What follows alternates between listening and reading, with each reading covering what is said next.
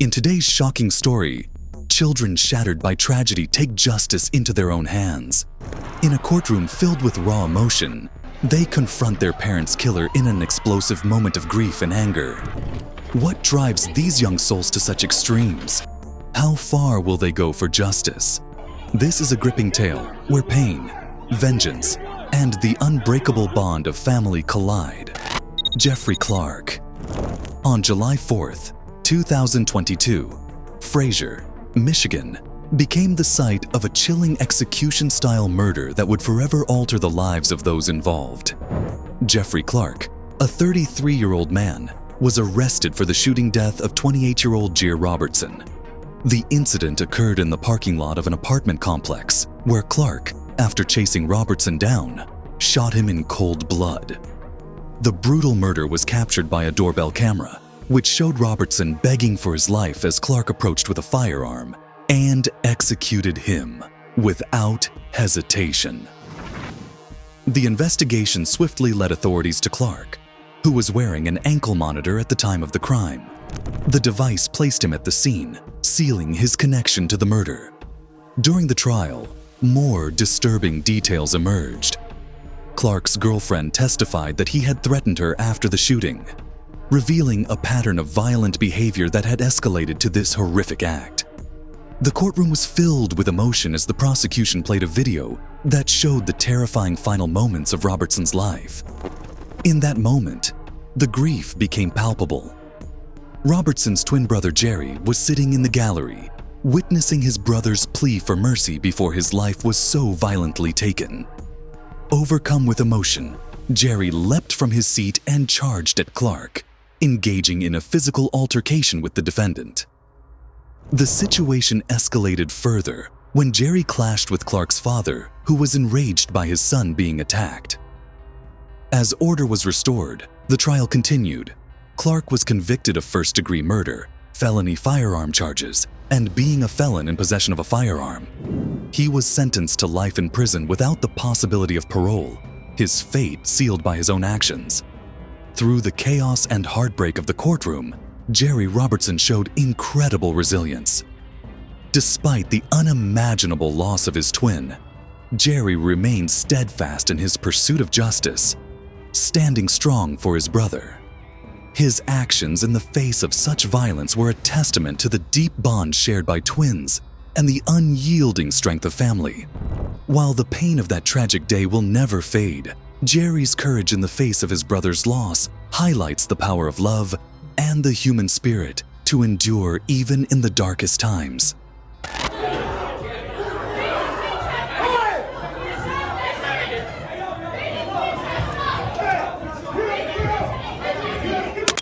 Victor Rivas. On May 2022, a tragic incident unfolded in Bexar County, Texas, forever altering the lives of two families. 15-year-old Ethan Stowe's life was brutally cut short when he was shot multiple times outside his home. His body was found in a pool of blood, marking the horrific end of what authorities believe was a drug-related revenge killing. The young victim had been lured and ambushed by Victor Rivas, a 17-year-old who was later arrested and charged with first-degree murder. The investigation swiftly revealed that Rivas, driven by motives linked to the drug trade, had targeted Ethan in an act of vengeance. As the police worked diligently to piece together the details, they pieced together a dark narrative of anger, betrayal, and violence. Rivas's arrest was a significant step toward justice, but what followed in court was an unexpected twist. At a pretrial hearing, where emotions were already running high, Rivas, restrained in handcuffs, was placed in the jury box. As the proceedings continued, it appeared that the defendant made inappropriate gestures towards the victim's grieving family members, provoking a powerful, uncontrollable reaction. In a moment of intense emotion, several of Ethan's relatives leapt over a partition and attacked Rivas. The outburst quickly turned into chaos, with deputies scrambling to break up the assault. Rivas was injured, though only with minor facial bruising, while more deputies arrived to restore order. In the aftermath, 4 people from Ethan's family were arrested and charged with assault, causing bodily injury and impeding court proceedings. The courtroom chaos was a painful reminder of the raw grief and anger that accompany the loss of a loved one. For the family of Ethan Stowe, justice had not yet been served, but their rage was undeniable, a symbol of the depth of their pain. Victor Rivas, now facing both the criminal charges for Ethan's death and the consequences of provoking the victim's family in court, was forced to confront the anger he had set in motion. Yet, amid this turmoil, Ethan's family displayed a strength and resilience that spoke volumes. Though their hearts were heavy, they pressed forward, determined to see justice for Ethan, to honor his memory, and to show that no matter the challenges, they would stand united in their pursuit of closure and healing.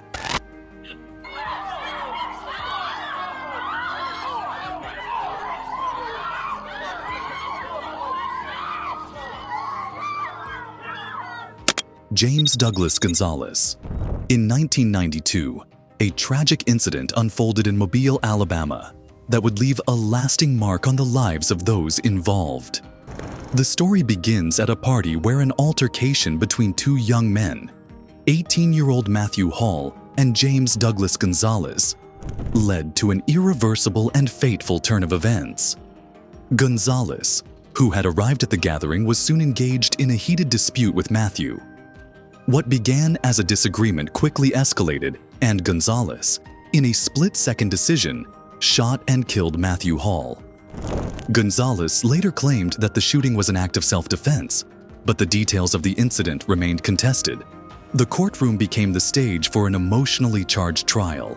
Matthew Hall's family, particularly his father, Matthew Hall Sr., and his younger brother Kevin Hall, were present to seek justice for the loss of their son and sibling. The weight of the decision was palpable as they anxiously awaited the jury's verdict. But when the jury delivered its decision, finding Gonzalez guilty of only criminally negligent homicide, a lesser charge than murder, Matthew Hall's family felt that justice had not been served. Kevin Hall, devastated by the verdict and feeling robbed of justice, made an impulsive and desperate decision. In a moment of grief-fueled rage, he jumped from his seat, leaped over the barricade, and charged at Gonzalez, landing a punch to his face. His father, Matthew Hall Sr., soon joined him in the fray, both men unable to bear the injustice they had just witnessed. The courtroom erupted into chaos as officers and onlookers rushed to intervene and subdue the father and son. In the aftermath, the Halls were charged with contempt of court and sentenced to 5 days in jail.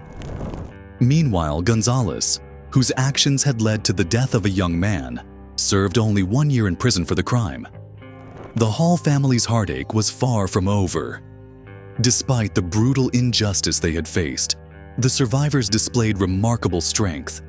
They navigated through their grief with a resilience that honored Matthew's memory. In the end, their courage in the face of immense pain became a testament to the unbreakable bond of family and the relentless fight for justice, no matter the odds.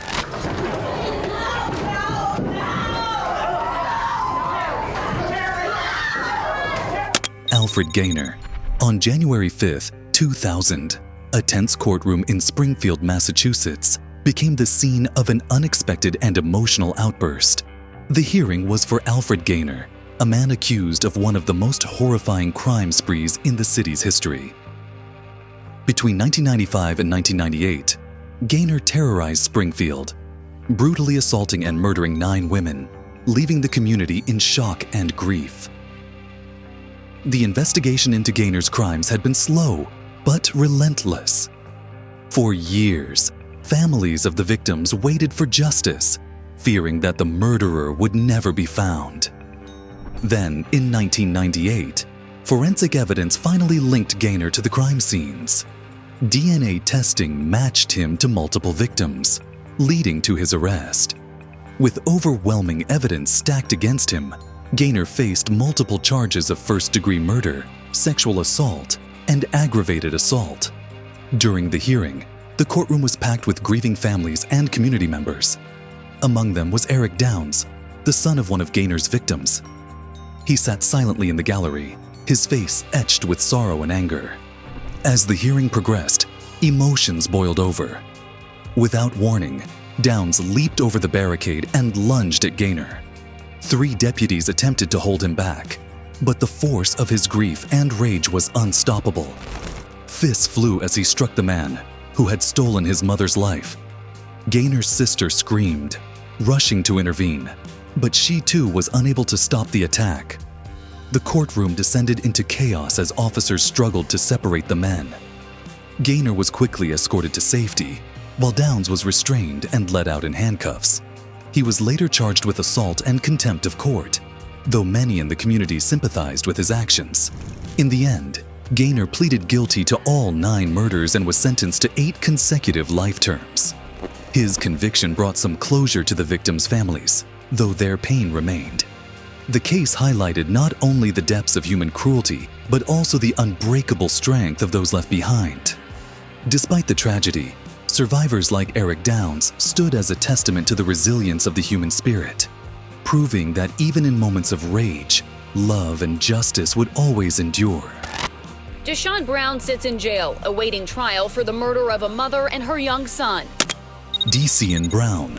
On July 11, 2023, a courtroom in Cincinnati, Ohio, became the scene of an emotional outburst that underscored the depths of a father's grief. The man at the center of the trial was DC Brown, accused of a crime so heinous it shook the entire community. Brown had been charged with the aggravated murder of 3-year-old Nilo Lattimore and his mother, Nitisha Lattimore, as well as tampering with evidence and gross abuse of a corpse. Investigators revealed that Brown had meticulously planned the murder. In December 2020, believing that Nitisha had intentionally miscarried their child, Brown sought revenge. He brutally stabbed her multiple times inside her apartment, then kept her body for days before discarding it near the Ohio River. But the horror did not end there. Nilo, the innocent child, was thrown into the freezing waters alive.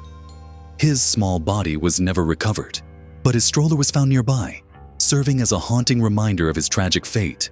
When Brown was finally arrested, the community demanded justice. Prosecutors sought the death penalty, while the defense argued that Brown's bipolar disorder impaired his ability to make rational decisions. However, the judge ruled that while Brown suffered from mental illness, it did not absolve him of responsibility. He was fully aware of his actions and their consequences. During a pre-trial hearing, emotions in the courtroom ran high. Antonio Hughes, the father of little Nilo, sat in silence as he listened to the details of his son's final moments. The weight of grief and anger became unbearable. Without warning, he lunged at Brown, fists flying, desperate to inflict even a fraction of the pain he had endured. Court officers tackled Hughes to the ground, struggling to contain his anguish as the room erupted in shock. The judge, though sympathetic, had no choice but to hold Hughes accountable. He was sentenced to 7 days in jail for contempt of court. Meanwhile, Brown's trial continued, with the weight of his crimes bearing down on him. Despite the devastation, Nilo's family remained strong. Their pain could never be erased, but their love for him endured. They became advocates for justice, ensuring that their tragedy would not be forgotten.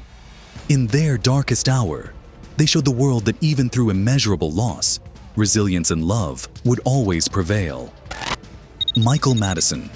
On July 19, 2013, the quiet streets of East Cleveland, Ohio, were shattered by a chilling discovery. A foul odor led law enforcement officers to a garage leased by a man named Michael Madison.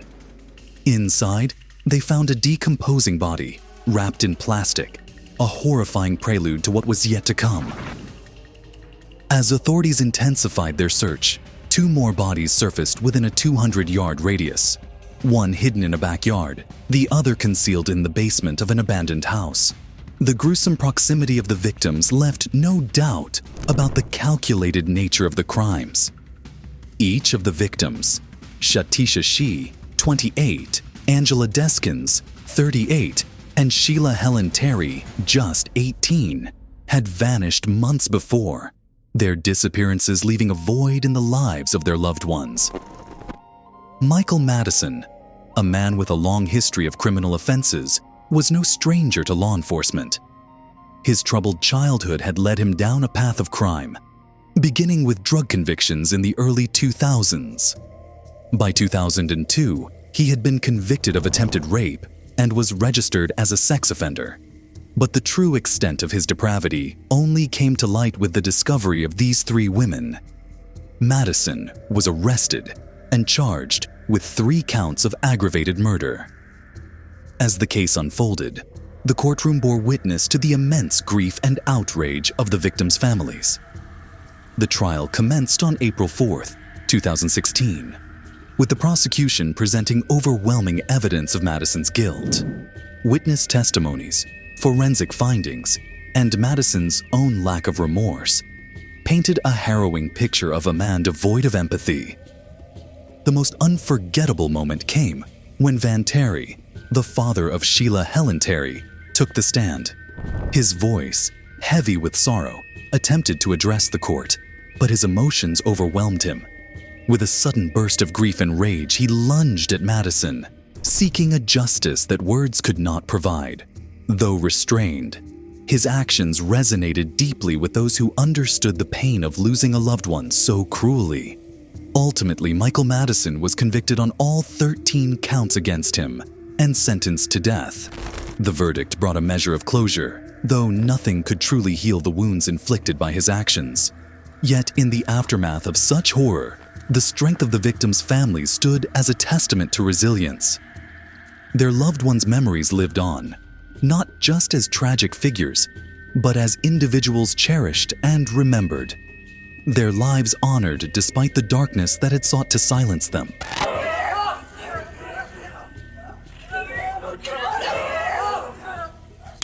Ryan Burge.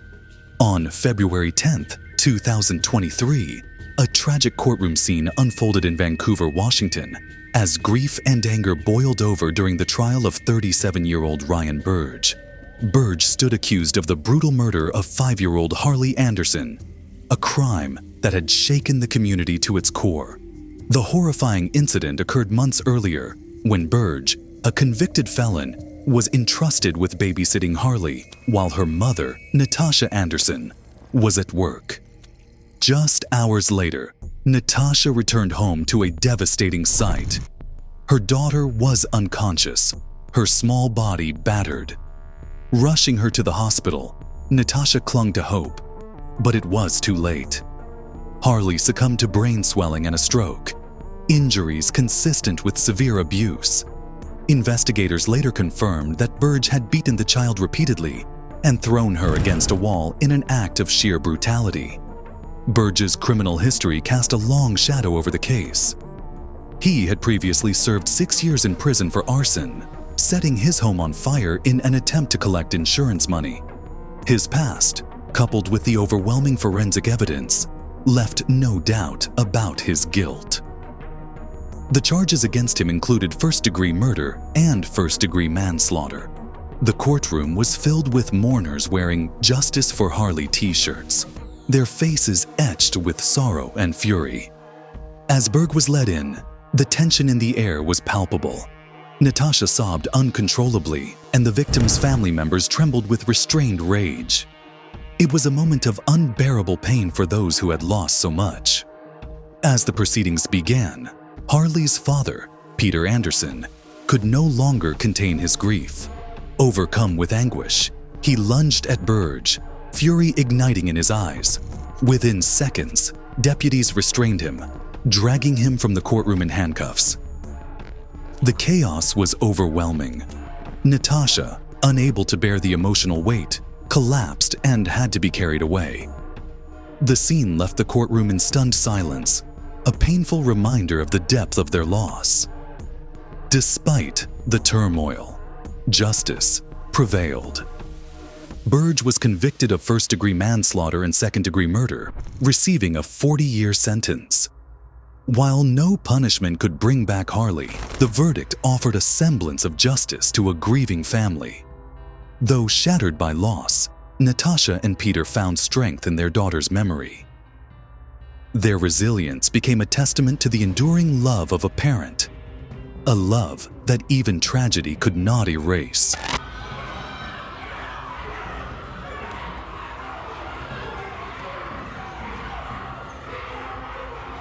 Dale Williams.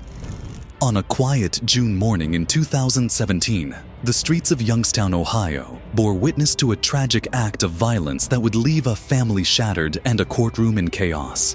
It was on this day that 62-year-old Dale Williams, consumed by rage and bitterness, executed a calculated attack on his ex-girlfriend, Elizabeth Pledger Stewart. Elizabeth, a 46-year-old mother of two, had once shared a relationship with Williams, but their bond had soured over time. Unable to accept their separation, Williams devised a sinister plan. As Elizabeth drove through the city, he pursued her, his vehicle looming menacingly behind hers. Then, in a sudden and deliberate maneuver, he rammed her car off the road, sending it crashing. With cold intent, he approached the wreckage, gun in hand, and ended her life in a hail of bullets. Williams was swiftly arrested, and the weight of his crime was undeniable. Facing the Ohio judicial system, he pleaded guilty to aggravated murder and weapons charges. The courtroom became the setting for what many hoped would be justice for Elizabeth and solace for her grieving family. However, justice took an unexpected turn on the day of his sentencing. As Williams sat before the judge, awaiting his fate, Elizabeth's two sons, Anthony and Jerome Stewart, found themselves overwhelmed by grief and fury.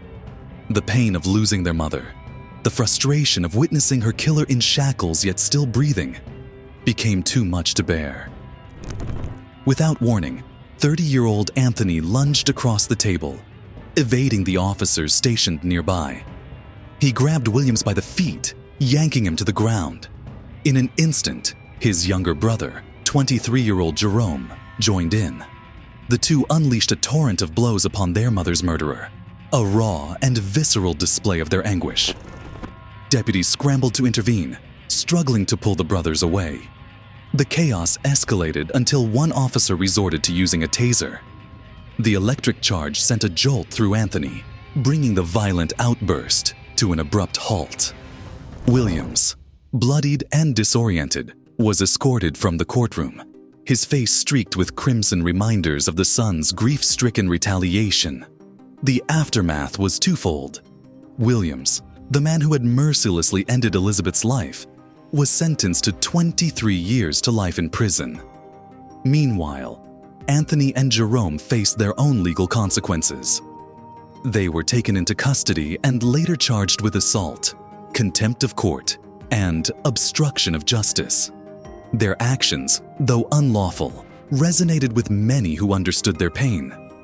The pain of children robbed of their mother, of justice that sometimes felt too measured for the enormity of their loss.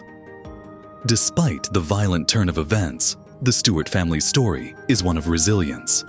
Elizabeth's sons, though burdened with grief and legal repercussions, carried forward the memory of their mother. Their pain was raw, their actions fueled by sorrow, but their love for Elizabeth remained steadfast.